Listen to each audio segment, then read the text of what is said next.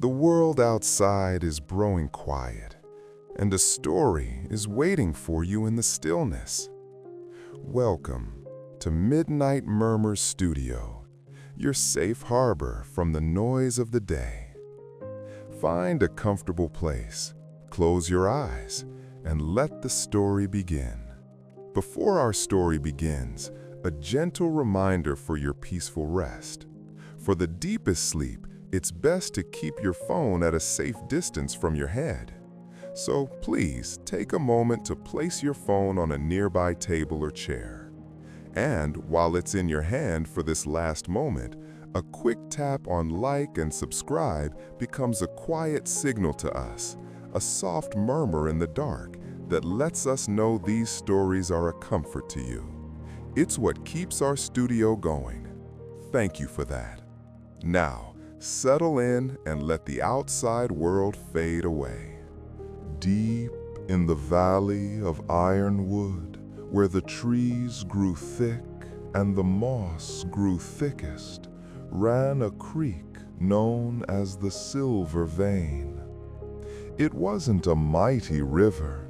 It was a quiet, meandering stream that deposited rich, gray clay along its banks. And where the clay was best stood the studio of Tobias. Tobias was a man of the earth.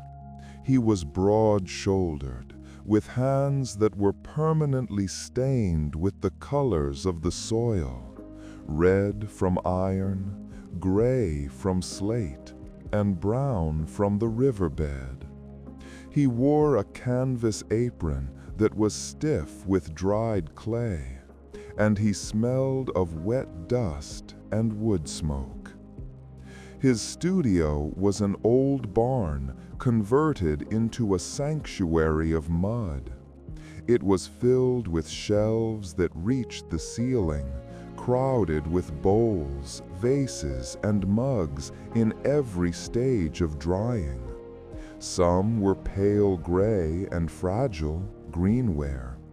Others were glazed in deep blues and greens, waiting for the fire. Tobias didn't just make pots, he made patience. On this particular afternoon, the rain was falling softly on the tin roof. Patter, patter, patter. It was the perfect weather for clay. Tobias stood at his workbench. He lifted a heavy block of raw clay. He raised it high and slammed it down onto the wooden table. Thwack! He cut it in half with a wire, stacked it, and slammed it down again. Thwack! This was wedging. It was the process of removing air bubbles. If air remained inside, the pot would explode in the kiln. It was a violent but necessary act of preparation. You must force the air out, Tobias would say to his empty shop, so the fire doesn't destroy you. The door to the studio was usually left unlatched. Tobias rarely got visitors, and those who came were usually looking for shelter from the sudden valley storms. But today, the visitor was looking for something else. The door creaked open. A young woman stepped in. She was dressed in a sharp, tailored business suit that looked wildly out of place in the muddy woods. Her shoes were expensive, her hair was pulled back in a tight bun, and her posture was rigid. She held a porcelain vase in her hands, or rather, the pieces of one. I was told you repair things," she said, her voice tight and clipped. "This was a gift. It shattered. I need it fixed, today." Tobias wiped his clay-covered hands on a rag. He looked at the woman, then at the vase. "I am a potter, miss, not a magician. What is your name?" "Elena," she said impatiently. "Can you glue it back together? I have a dinner party tonight. It has to look perfect, like nothing ever happened." Tobias wiped his clay-covered hands on a rag. He looked at the woman, then at the vase. "I am a potter, miss, not a magician. What is your name?" "Elena," she said impatiently. "Can you glue it back together? I have a dinner party tonight. It has to look perfect, like nothing ever happened." Tobias walked over and gently touched the jagged shards in her hands. "Elena," he said softly, "nothing can ever look like nothing happened. Once it breaks, the story changes." "I don't want a story," Elena snapped, though her lip trembled. "I want perfection. My whole life is everything has to be perfect." Tobias looked into her eyes. He saw the panic there. He saw a woman who was holding herself together as tightly as she was holding the broken vase. She wasn't talking about the porcelain. She was talking about herself. "Put the shards down, Elena," Tobias said gently, gesturing to a side table. "We cannot fix the cold clay today, but while you wait out the rain, perhaps you would like to touch the living clay?" Elena recoiled. "Me? No, I'll get dirty. My suit." "There is an apron," Tobias pointed to a hook, "and dirt washes off. It is the cleanest dirt in the world." He walked over to his kick wheel. It was an old-fashioned device, a heavy stone flywheel at the bottom that he kicked with his foot to spin the wooden head at the top. He sat down. Kick, kick, whoosh. The wheel began to spin, a mesmerizing blur.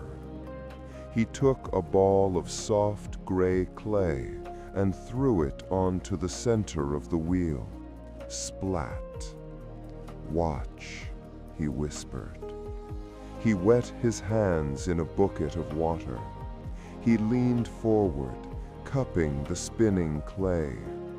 As he applied pressure, the chaotic, wobbling lump was forced into the center.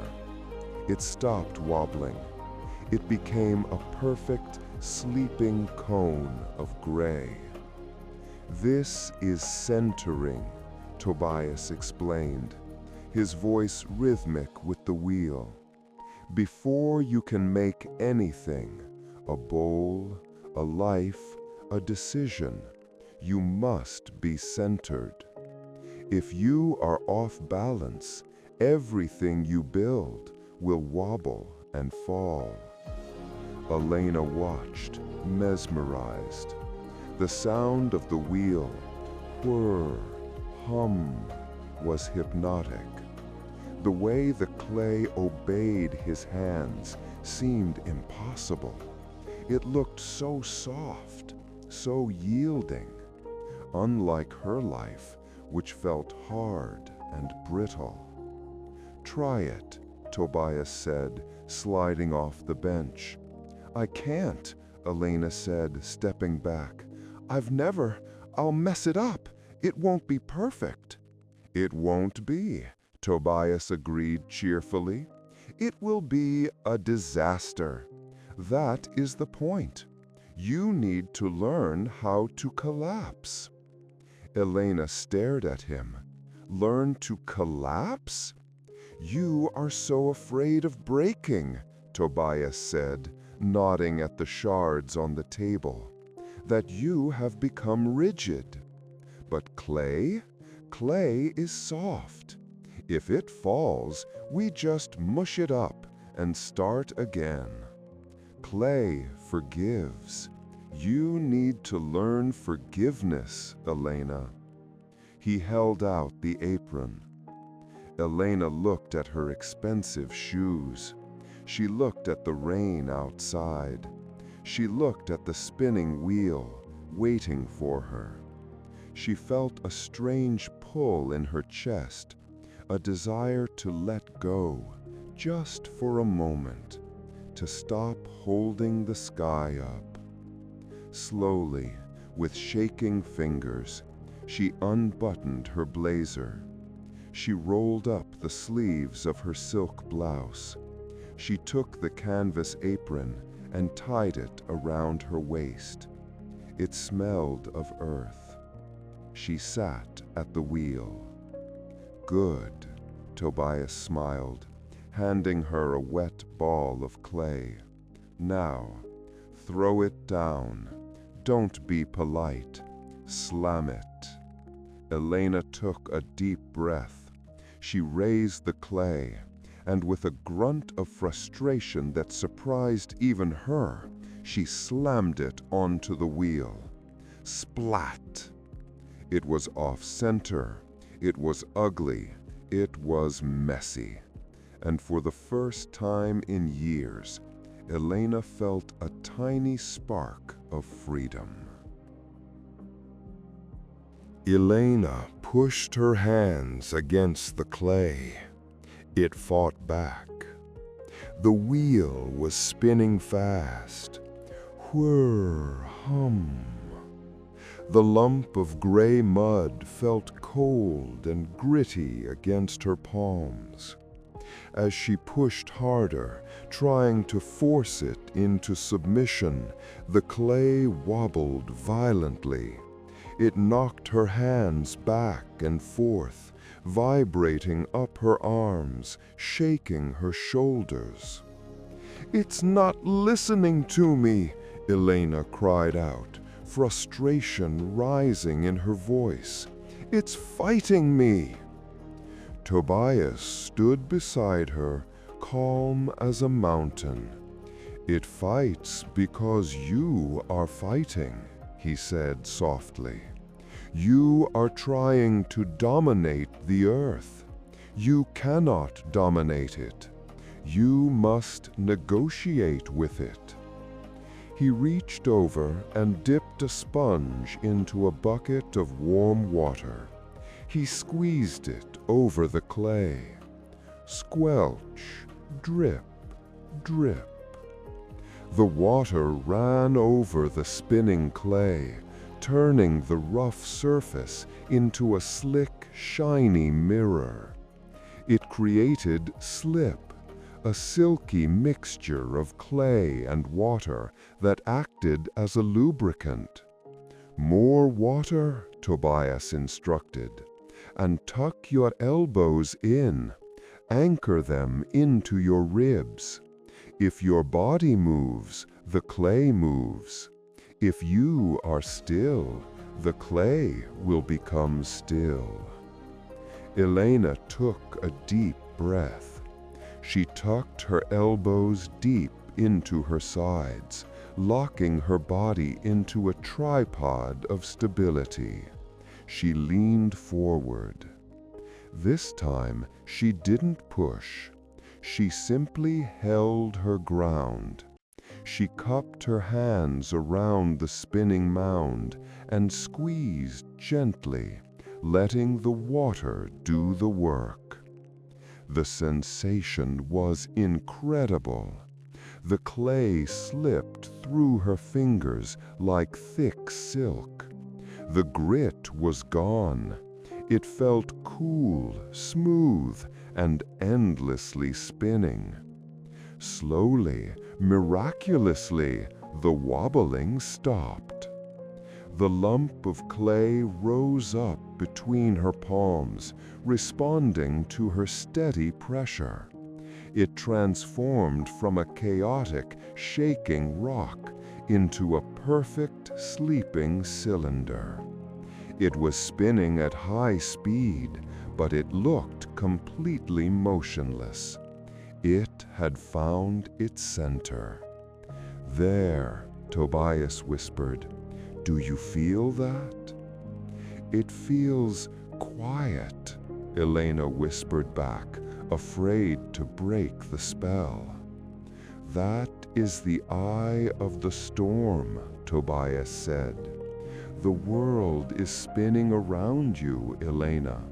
Your job, your image, your problems, they are spinning fast.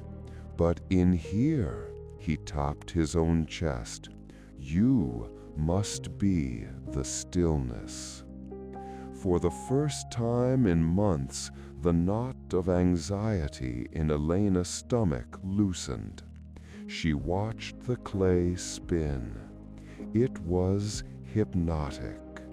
Hum, hum. The sound wrapped around her, shutting out the thoughts of the broken vase and the ruined dinner party. "Now," Tobias said, "open the heart." He showed her how to press her thumbs into the center of the spinning cylinder to create the opening of the bowl. Elena pressed down. The clay yielded instantly. A hole appeared, widening as she pulled her thumbs outward. She was creating a vessel. She was making space where there was none before. "Gently," Tobias warned. "The walls are getting thin." Elena pulled up the walls of the bowl. She felt the clay thinning between her fingers. It was a delicate dance. If she squeezed too hard, it would rip. If she didn't squeeze hard enough, nothing would happen. She felt a rush of adrenaline. She was creating something. It was rising, taller and wider. It was beautiful. It was perfect. "Look at it," she beamed, turning to Tobias. "It's And then it happened. She got greedy. She tried to make the rim just a little bit thinner, just a little bit higher. She pushed too hard. The wall of the bowl wavered. It rippled like a curtain in the wind. And then, with a soft, wet flop, the entire bowl collapsed in on itself. It turned into a twisted heap of gray sludge. The wheel kept spinning. The ruined pot spun with it, mocking her. Elena froze. The old panic flared in her chest. She pulled her hands away as if burned. "I ruined it," she gasped. "I knew it. I failed." She waited for Tobias to scold her. She waited for the lecture on wasting materials. Instead, Tobias threw his head back and laughed. It was a deep belly laugh that shook the dust off the shelves. "Wonderful!" he boomed. "A spectacular collapse." Elena stared at him.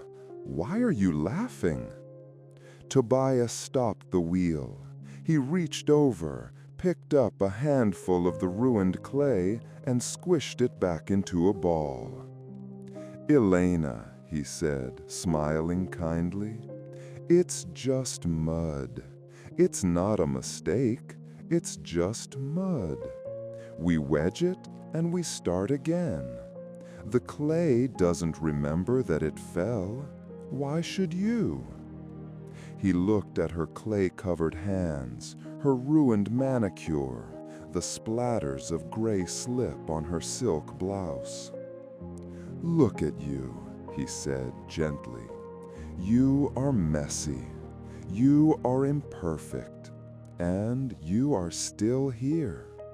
The world didn't end because the pot fell. Elena looked at her hands. She wiggled her fingers, feeling the drying clay tighten on her skin. She looked at the blob of mud that used to be a bowl. And suddenly, the absurdity of it hit her. All her stress, all her need for the perfect dinner party, compared to the ancient, messy earth, it seemed so small. A giggle escaped her lips, then a chuckle, and soon she was laughing with him, a clear, releasing laugh that washed away the tension. "Okay," she said, wiping a tear from her eye with a muddy wrist. "Teach me how to fix it, or teach me how to make a new one." Tobias nodded.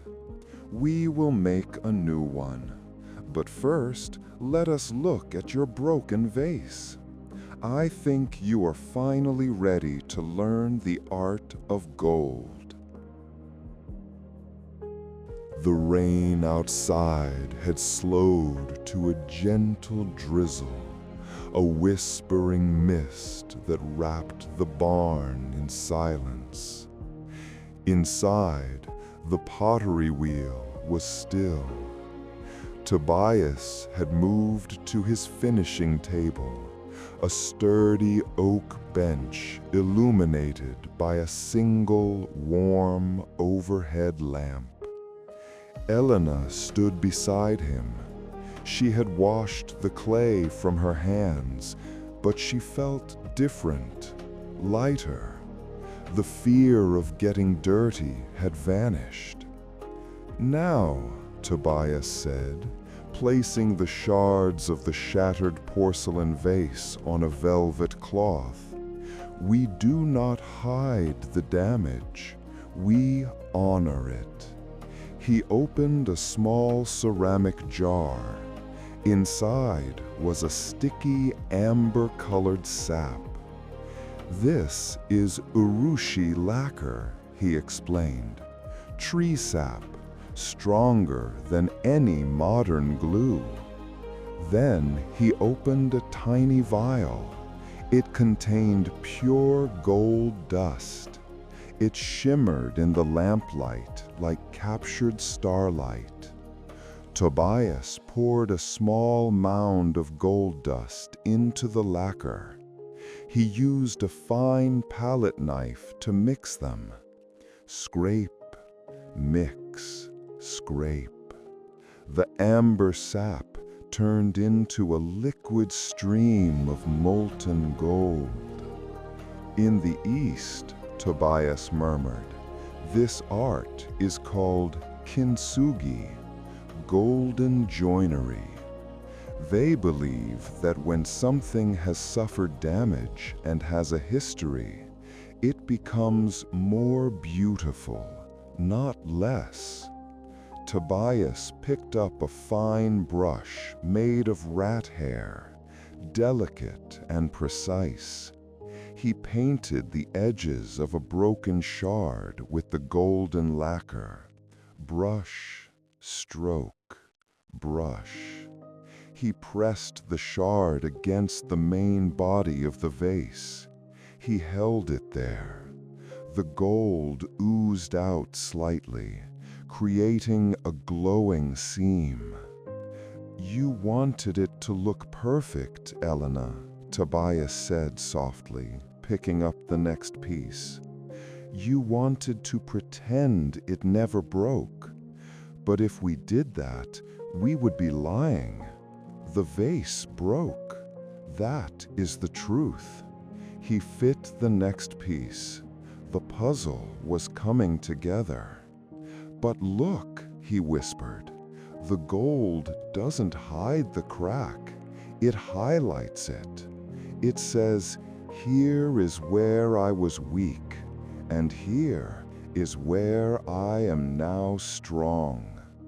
Elena watched, mesmerized.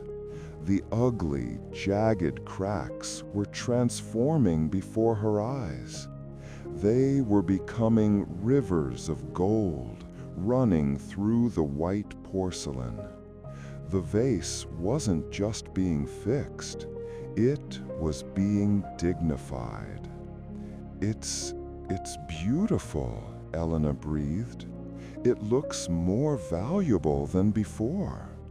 It is, Tobias nodded, because now it has a story.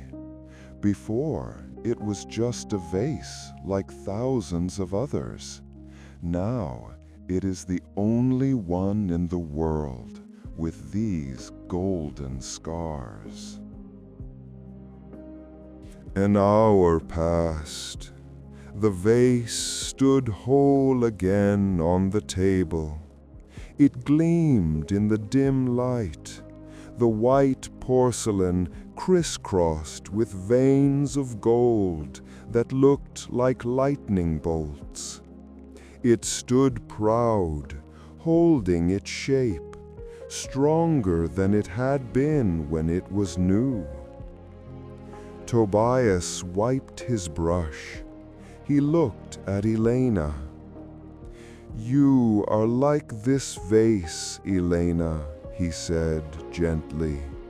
"You think your failures, your cracks, your messy moments make you broken. But they are just the places where the gold goes." Elena touched the cool surface of the vase. She traced a golden line with her finger. She thought about her collapsed pot on the wheel. She thought about her life back in the city. She realized she didn't have to be perfect. She just had to be whole. And wholeness included the broken parts. She took off the apron. She smoothed her suit. But the rigid posture was gone. She stood easier, her shoulders relaxed. "Thank you, Tobias," she said, her voice filled with a quiet strength. I don't think I'll hide this in the back of the cupboard anymore. I think I'll put it in the center of the table." "That is where it belongs," Tobias smiled. Elena wrapped the vase carefully. She walked to the door. The rain had stopped completely. The clouds had parted, revealing a twilight sky painted in shades of indigo and violet. The creek nearby murmured softly, swollen with the rain, flowing over the clay banks. Bubble, rush, flow. Tobias stood in the doorway, watching her go. He wiped his hands on his apron. The studio was quiet again. The wheel was still. The gold dust was put away. He walked back inside and turned off the main lamp, leaving only the glow of the kiln fire. The warmth radiated through the room, a dry, comforting heat that smelled of baked earth. He sat in his old rocking chair by the kiln. Creak, rock, creak. He closed his eyes. He listened to the silver vein of the creek flowing outside.